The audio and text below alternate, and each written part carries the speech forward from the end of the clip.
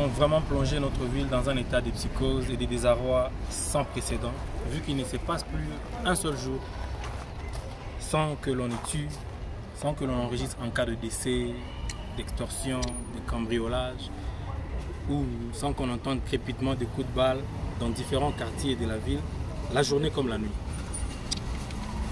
Les jeunes constituent la majorité des victimes. De ces faits, ils sont également, on a dit que les jeunes constituent la majorité des victimes, bien que parmi les bourreaux, il y a également des jeunes.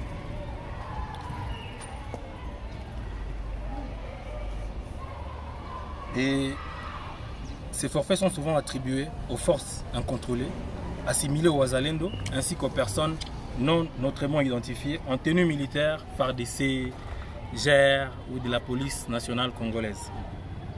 En l'espace de seulement 10 jours, soit du lundi 8 à ce jeudi 18 avril 2024, on a enregistré plus de 20 cas de personnes tuées dans la ville de Goma. Les Gomatraciens en général, les jeunes en particulier, nous nous sentons sacrifiés par les autorités qui sont censées nous protéger, mais également nous nous sentons délaissés par les députés, les conseillers municipaux que nous venons de voter il n'y a pas longtemps. L'une des causes de l'insécurité dans la ville de Goma, c'est notamment les affrontements entre nos forces armées et les rebelles du M23. On enregistre plus de 800 000 déplacés dans différents camps autour et dans la ville de Goma.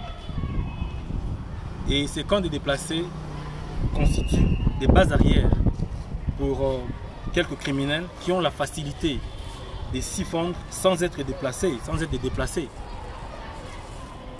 Et l'évolution sur les lignes de front a occasionné le repli de certains Wazalendo sur la ville de Goma, avec comme conséquence l'amplification de la circulation des armes à feu portées par des personnes non identifiées, se pavanant même dans la ville en tenue civile. On le voit tous. Au regard de cette recrudescence de la situation sécuritaire, le Conseil urbain de la jeunesse de la ville de Goma propose des mesures suivantes. Une, que la coordination nationale de la réserve armée de la défense en RDC identifie urgemment tous les Wazalendo présents à Goma et ses environs. 2. Que la coordination nationale de la réserve armée de la défense donne à chaque Muzalendo un signe distinctif afin de permettre à la population de connaître les vrais et les faux Wazalendo. 3. Que le gouvernement se rassure que la prise en charge des Wazalendo est effective afin de se rassurer qu'il y a une garantie qu'ils ne vont pas tracasser la population pour avoir de quoi se nourrir. 4. Interdire à tous les Wazalendo de rester à Goma, mais faire en sorte qu'ils restent plutôt sur les lignes de front, et ceux qui pourront venir à Goma, qu'ils y viennent avec une feuille de route et qu'ils ne soient pas armés. 5. Que la justice militaire arrête tous ces bandits qui tuent et volent au nom des Wazalendo alors qu'ils ne le sont pas. 6. Que la 34e région militaire et la mairie de la ville de Goma disponibilisent un numéro vert auquel la population pourra s'adresser en cas d'identification d'un faux Muzalendo ou des faux Wazalendo.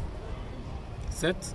Réorganiser des task forces composées des jeunes, des policiers, des militaires et autorités de base pour la patrouille et la gestion des alertes en temps réel. Une mesure, vous vous souviendrez bien, qui a fait ses preuves lorsque la 34e région militaire avait comme commandant le général Bruno Mpezo. Et 8, organiser des couvre-feux professionnels. Nous insistons sur cela, des couvre-feux professionnels. Quand nous parlons de professionnels, ça veut dire parce que nous ne voudrions pas que notre appel soit à la source ou à la base des dérapages. Comme vous le savez, il y a certains agents véreux qui profitent de ce genre de situation pour déraper. Et donc ici, nous appelons à une organisation de couvre-feu professionnel et improvisé dans des quartiers populaires, surtout aux heures matinales, dans des buts de dénicher des suspects et des armes cachées dans certaines maisons. Puisque je suis sûr qu'avec cette multiplicité, cette cacophonie que nous voyons dans la ville, sûrement ces armes sont cachées dans différentes maisons et des quartiers populaires. Et que donc si jamais l'autorité organisée de manière improvisée des couvre-feux, cela pourrait nous aider à diminuer la circulation des armes dans la ville et par ricochet diminuer l'insécurité que nous traversons aujourd'hui. Voilà un peu, mesdames et messieurs de la presse, ce que